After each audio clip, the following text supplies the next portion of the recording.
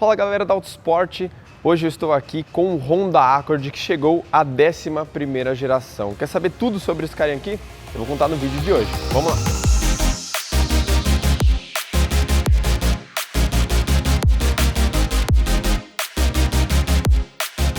Para quem não está muito familiarizado com o Honda Accord e com o segmento de carros, esse carinha aqui está posicionado acima do Civic, ou seja, o Civic é um sedã médio, o City é um sedã compacto e ele é um sedã grande e ganhou importantes mudanças, principalmente visuais, agora para esse ano que chega no Brasil. Nós temos aqui os faróis bem afilados, Full LED e com DRL de LED. Esse DRL aqui também serve como luz indicador de direção, né, que é a famosa seta. Pulando aqui mais para o miolo da dianteira, a gente tem uma grade que também muda. O visual ficou um pouco mais arrojado do que a gente via na geração anterior. Para quem é mais atento ao mercado, vai se lembrar que Civic e Accord tinham um visual bem parecido, seguiam basicamente a mesma filosofia e tinha uma grande peça aqui cromada na dianteira. Esse carro aqui vem para chamar menos atenção e passar mais despercebido como um low profile, né? Como o pessoal diz hoje nas redes sociais. E por isso a grade vem pintada de preta, assim como a tomada de ar aqui inferior. Mas não é só isso que muda. A gente vai continuar falando do carro, principalmente da lateral e também da traseira. Começando, claro, pelas belas rodas aqui de 18 polegadas. A gente tem os pneus de perfil 235/45. É um pneu que tem aí uma medida boa, né, de ombros quando a gente fala dessa parte, e ele é bem largo, que vai aumentar aí a estabilidade do carro no dia a dia. Um sedã grande tem que ter boa estabilidade. Quando a gente vai mostrando aqui a lateral, a gente vê como esse carro não tem frisos cromados. Ele acaba perdendo, deixando, né, de lado tudo isso. Nós temos basicamente só essa peça aqui cromada, que contorna toda a superfície, toda a parte de cima, na verdade, dos vidros, e o resto do acabamento é em preto, tanto na saia, na parte de baixo, quanto aqui na parte também inferior dos vidros, como a coluna B também e a coluna C, que recebe esse tipo de acabamento. O ponto legal é que a lane ótica, aquela câmera lateral que a gente está acostumado a ver nos Honda, aqui é um pouco diferente. Geralmente no retrovisor a gente está acostumado a ver um nariz nessa parte de baixo. Aqui não é o caso, ela já vem aqui em cima, integrada todo o conjunto do retrovisor externo direito, e aí melhora o visual do veículo, não fica tão estranho quando a gente vê em algum dos outros carros, né? Carroceria bem fluida aqui, lembra bastante dos Audi, principalmente com aquela carroceria Sportback, que tem a queda aqui mais acentuada até a tampa do porta-malas, realmente ficou mais sofisticado. E lembra que eu falei que esse cara aqui é um sedã grande? As medidas vão comprovar isso. Nós temos aqui 4,97 metros de comprimento total e 2,83 de entre-eixos. É bastante coisa e a gente vai ver lá dentro da cabine. Mas antes disso, a gente vai falar um pouco mais da traseira, de visual e de um outro elemento que vale bastante a pena a gente falar, que é o porta-malas. Bom, falando primeiramente do visual, agora a gente tem a lanterna que toma quase toda a peça, toda essa parte do balanço traseiro. Aqui nós temos as luzes, né, de LED bem marcadas aqui. Elas não chegam a se conectar completamente porque a gente tem o emblema da Honda centralizado, mas são luzes de posição bem bonitas que aumentam também, né, a largura do carro aqui em desenho quando a gente vê ela tombando para esse lado. E como eu falei, esse carro pretende ser mais low profile, passar despercebido, por isso acabamento em preto na parte de baixo. Quando a gente vai falar de porta-malas, abertura simples, como a gente está acostumado a ver nos sedãs. Aqui nós temos 574 litros de capacidade, tá? E nós temos iluminação interna e ainda alguns pontos aqui de fixação para você amarrar uma carga, que é bem interessante. O acabamento aqui é legal, em carpete, como a gente já vê em toda a peça aqui na parte de baixo. Bom, vamos erguer aqui para a gente ver o que tem. Nós temos aqui o conjunto com um step, né? Step reduzido aqui no caso, tamanho menor, e as ferramentas aqui para fazer a manutenção caso o pneu. Aqui, um ponto interessante, nós temos os puxadores do banco. Os bancos ali são rebatíveis e bipartidos, e para você acionar eles, tem que puxar essa alavanca aqui. E outra coisa interessante é que esses braços aqui, característicos por tomar bastante espaço, né, do compartimento, foram remodelados para invadir menos aqui e você não perder tanta capacidade volumétrica do porta-malas. Dito isso, fechamos aqui o porta-malas e vamos para dentro do carro mostrar o que ele tem de melhor. Chegamos à cabine. E essa aqui é a parte de trás do carro, onde geralmente vão 3 ocupantes. A gente vai descobrir se realmente vai levar 3 pessoas. Bom, eu já deixei esse banco ajustado para uma pessoa da minha altura. Eu tenho quase 1,90, 1,87 de altura. E olha só, nós temos aqui mais de um palmo fechado de espaço para os joelhos, o que é bastante coisa, né? Lembrando que a gente está com quase 2 pessoas aqui de 1,90. Eu gostei que essa distância permite que a gente apoie bem a parte posterior da coxa, né? Então não vai cansar em viagens mais longas. Outro ponto positivo é que a inclinação desse banco também é interessante. A gente consegue ficar numa forma mais confortável para viajar aqui, viagens mais longas, como eu já disse. Mas quando a gente leva em consideração espaço para a cabeça, aí a gente perde um pouco. Lembra que eu falei que ele tem uma queda parecida com os Audi Sportback? Bom, olha só, para uma pessoa da minha altura, são 2 dedos aqui justamente por conta dessa queda, né? Que ela começa basicamente nessa parte do teto para trás. Então, se ela fosse um pouquinho mais atrás, como acontece no Fastback, que deixa acabar a carroceria para cair, seria um pouco mais confortável. Nesse sentido, para uma pessoa mais alta aqui, fica devendo um pouco. Para quem vai aqui no meio, também é uma situação um pouco mais complicada. Por quê? Assim como nos outros Honda, a gente tem um assento aqui central um pouco mais elevado. Embora o console central não invada tanto a segunda fileira, como a gente está acostumado a ver em outros carros, o túnel é bem elevado, ou seja, você vai ficar numa posição desconfortável. Olha só, se ali faltavam 2 dedos, aqui eu tenho que espremer o pescoço.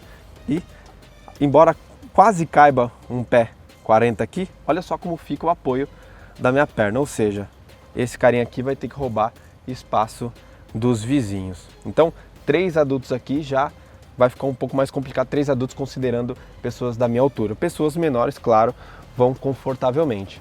Então, é bom pensar nesse aspecto. Os bancos têm um bom acabamento, tá? O revestimento em couro sintético de boa qualidade e são perfurados nas 2 laterais. Um acabamento diferente do que a gente vê aqui no centro, que é a estampa é lisa. O apoia-braço central tem um porta-copos, né? Na verdade são 2 porta-copos, e ele apoia no banco como a gente vê nos outros carros da Honda. Isso aqui me dá uma sensação um pouco estranha. Na verdade eu preferia que ele ficasse dessa forma aqui, mas isso é um toque meu, porque assim parece que ele está desencaixado ou quebrado. Nesse sentido aqui parece, né, na verdade, que ele está melhor posicionado. Mas isso é só uma coisa minha. Diz aí nos comentários o que você acha. Se você preferia que ele ficasse um pouquinho mais levantado ou se encostado no banco, já está valendo.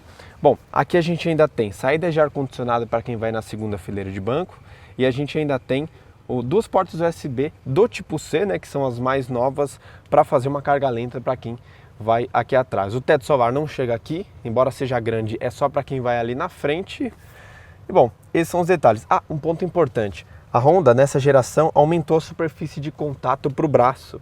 Então, quem vai aqui nas laterais vai ter aqui mais superfície de contato em couro sintético para apoiar o cotovelo. Então, ele vai tanto aqui até aqui na ponta, e aí mescla com essa parte aqui dessa costura, né, de outra cor, e também acabamento em black piano.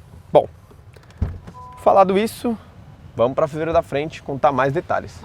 Estamos num lugar aqui em que o motorista vai desfrutar do Honda Accord.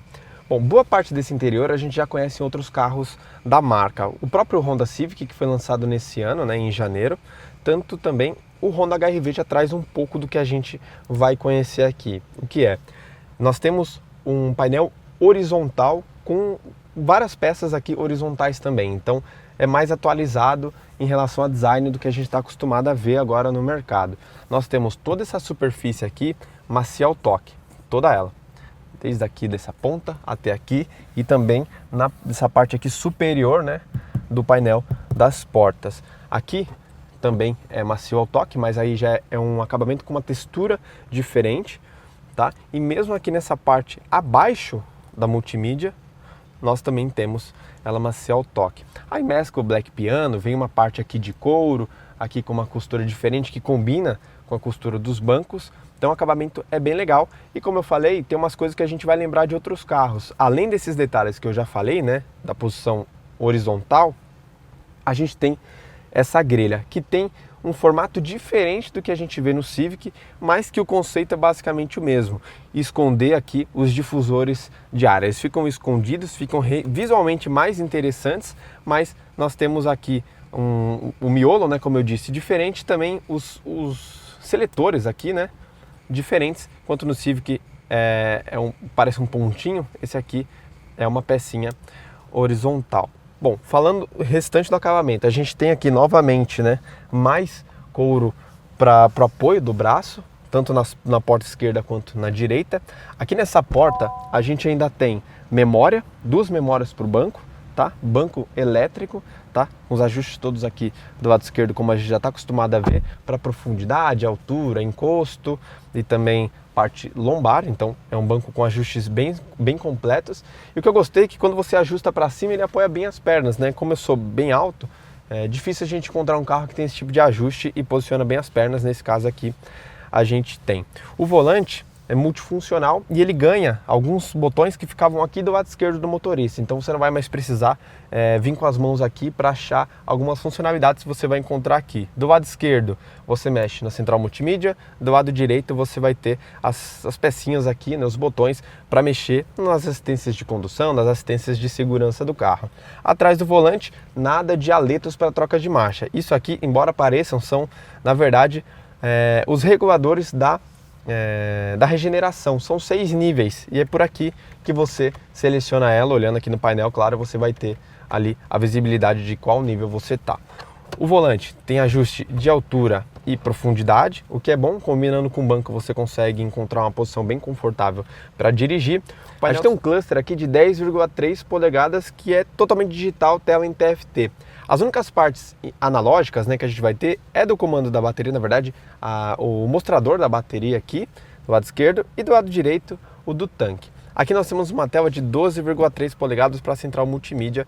Eu vou ligar o carro aqui. Olha só que legal, o banco já ajustou para a última memória que estava, para a gente realmente falar sobre a multimídia. Ela está ligada, nós temos 12,3 polegadas que faz conexão de Android Auto Apple CarPlay sem fio. É uma multimídia, a gente vai descobrir aqui juntos. Facinho de mexer, olha só. Ela não fica travando, né, nesse sentido.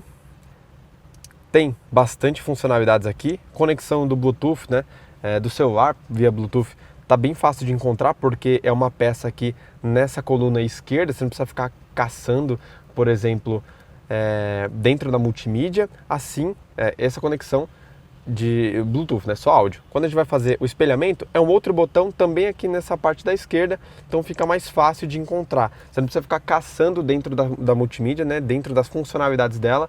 Esse tipo de conexão já está mais próximo aí de você. Tanto aqui nessa barra da esquerda, quanto também nela como um todo. Aqui a gente tem todos os sistemas mostrados para nós, todas as abas, né, que a gente pode acessar. Aqui a gente vê o consumo do carro, que a gente pode conferir por aqui ou aqui no painel de instrumentos durante a própria condução, e a gente ainda pode ver também o funcionamento do veículo. É por aqui, né, que a gente vai ter um gráfico de como o motor está atuando, quem está tracionando as rodas, se é um motor elétrico, se é um motor a combustão. Já vou explicar mais ou menos a dinâmica disso quando a gente for lá para fora. Mais para baixo, um ponto importante. Aqui foi deixado ainda um botão físico para a gente mexer no áudio do volume, né? Então você está dirigindo aqui, você não precisa ficar procurando onde baixar o volume, é só tatear e abaixar. E também para desligar caso ela esteja te incomodando. Então aperta aqui e ele vai desligar o áudio. Beleza? Bom, agora sim a gente vai falar um pouquinho mais para baixo. Ó, o motor ligou porque eu já estava gastando bastante energia aqui dele. Agora vai dar para a gente mostrar um pouquinho do funcionamento. Ó, como vocês podem ver, depois eu vou explicar com mais calma, mas aqui o motor térmico está carregando a bateria que está aqui embaixo. Tá legal? Boa. Agora sim, vou continuar falando aqui da cabine. Nós temos o ar-condicionado, que é automático, digital e de 2 zonas. Então o motorista escolhe a sua temperatura e o passageiro escolhe a sua. Nós temos 2 portas USB do tipo C aqui, igual a gente viu ali na traseira, e o carregador por indução, que tem 15 watts de potência. Seletor de modos de condução, nós temos 4 modos: Eco, Normal, Sport. O normal é o padrão, tá, usado.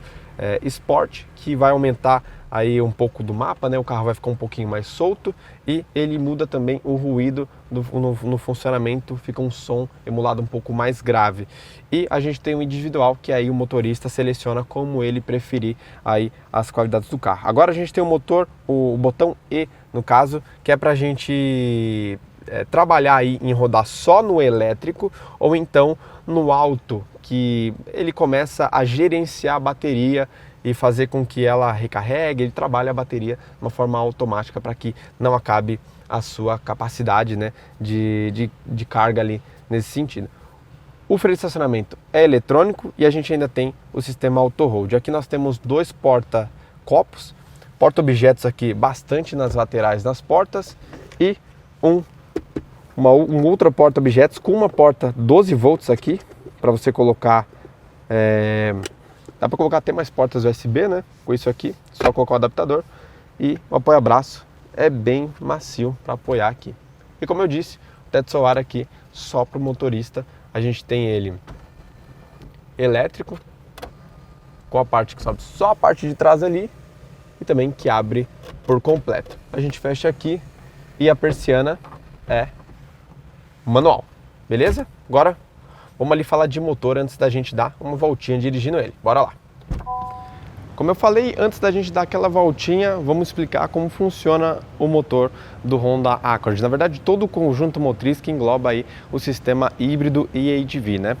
Bom, é bem parecido com o que a gente já vê no Civic e também a gente já tinha isso aqui no Accord. A gente tem um motor a combustão 2.0, que é aspirado, e ele ficou um pouquinho mais potente em relação ao que a gente via anteriormente. Ou seja, são 146 cavalos contra 145 que a gente via antes, 19,2 kgfm de torque, que a gente via antes era 17,8. Então a gente tem aí um crescimento até interessante. Quando a gente fala do sistema elétrico, a gente tem um motor elétrico que tem aí 184 cavalos de potência e 34,1 kgfm de torque, aumenta 2 kgfm do que a gente tinha em relação ao anterior.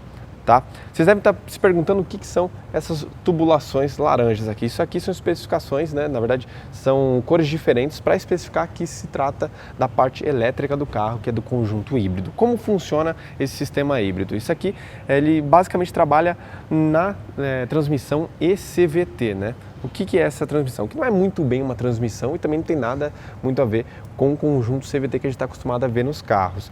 É uma caixa que tem 2 motores elétricos, sendo um motor elétrico de tração, que é o que realmente vai estar tracionando as rodas, e o outro motor elétrico gerador de energia. Tá? Antes eles trabalhavam, tanto no Accord da antiga geração como no Civic atual, trabalhavam em série. Então eram motores assim que ficavam um do lado do outro. Agora eles ficam um sobre o outro, trabalha em paralelo. Por quê? Mudou as dimensões desses motores, eles não cabiam mais aqui no espaço, foi rearranjado para que eles coubessem. Tá? Outra modificação interessante do que a gente via anteriormente. O volante do motor agora tem um pré-amortecedor. O que é? Um pré-amortecimento no caso. É para diminuir, né, o ruído e também vibração, para não ir tanto lá para dentro da cabine e tornar ali o habitáculo mais confortável e menos ruidoso para quem está dirigindo. Como funciona o lance, né, dos motores elétricos e do motor 2.0 a combustão? O motor 2.0 a combustão vai entrar para trabalhar em momentos muito específicos, velocidades de cruzeiros mais elevadas na estrada. 100 por hora, 110 por hora, 120 por hora, sem exceder as velocidades da via, claro.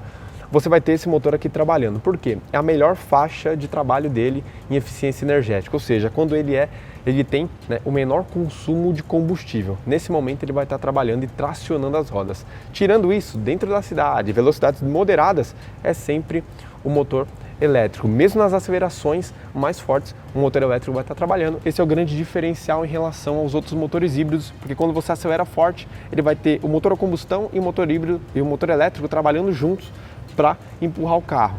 Nesse caso aqui, o motor elétrico vai trabalhar sozinho e vai manter aí o consumo comedido de combustível. Bom, falado isso, chegou a hora da gente falar de consumo, dirigibilidade e desempenho desse carro aqui, mas a gente vai falar tudo dirigindo. Bora lá?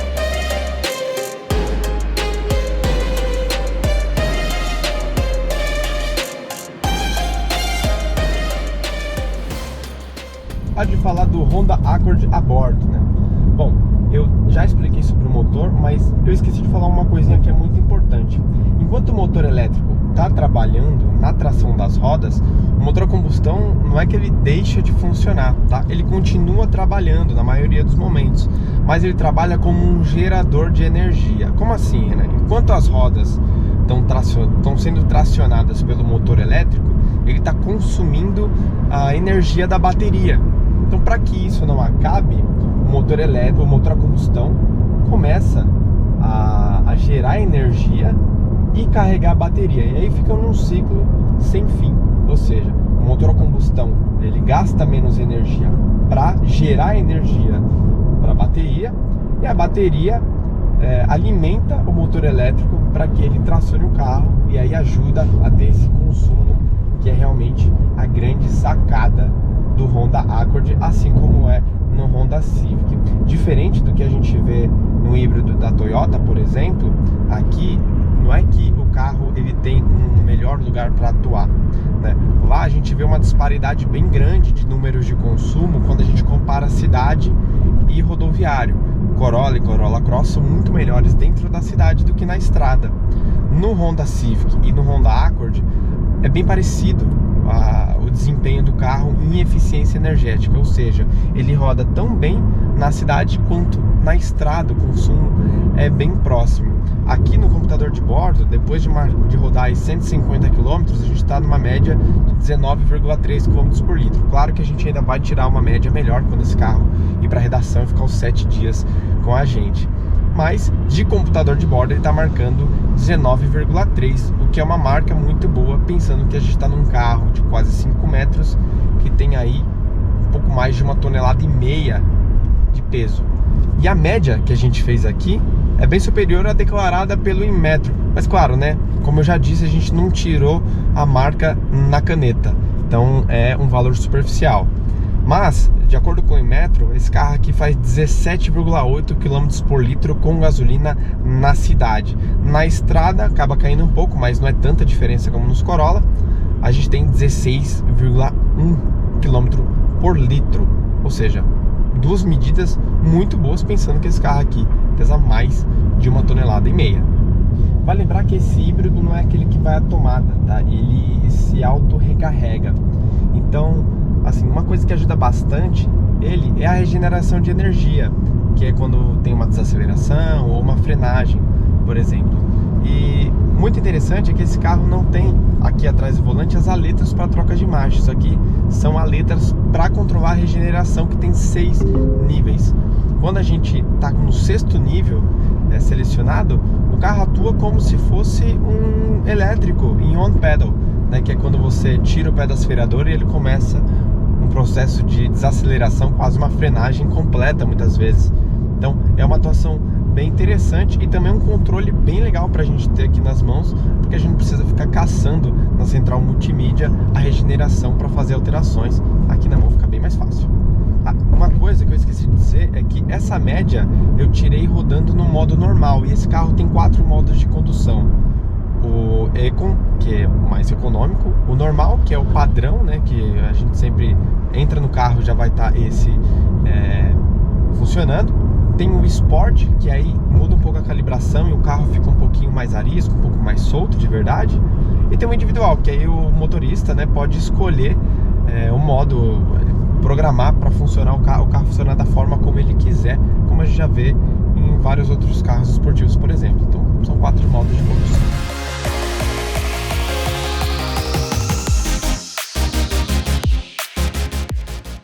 São R$ 324.900 por um Honda Accord. Eu vou explicar para vocês com quem ele briga. Ele briga aí nessa faixa de entrada de marcas premium, BMW Série 3, nós temos os Audi, né, Audi A4, por exemplo. Nós vamos ter também os Mercedes com a linha CLA, né? Bom, o que a gente vai ter aqui de diferente?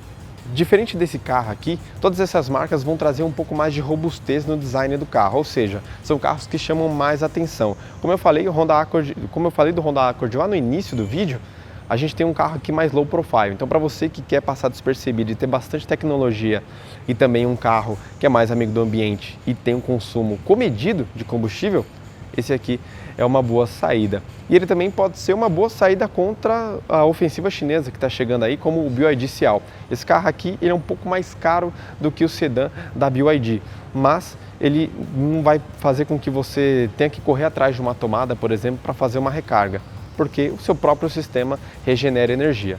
Ou seja, o que você prefere? Um carro que chama mais atenção? Vá para as marcas premium. Você quer ser um purista elétrico? Vai para o BYD. Mas se você quer passar despercebido e ter um carro que seja mais amigo do meio ambiente e não precisa de recarga, o Honda Accord pode ser a melhor escolha. E claro, não se esqueça de se inscrever aqui no canal, deixar nos comentários o que você achou do Honda Accord e também qual a sua dúvida sobre ele que a gente vai responder. Curte, comenta, deixa o seu like aí porque é muito importante para esse vídeo chegar para mais pessoas. Eu vou ficando por aqui. Falou!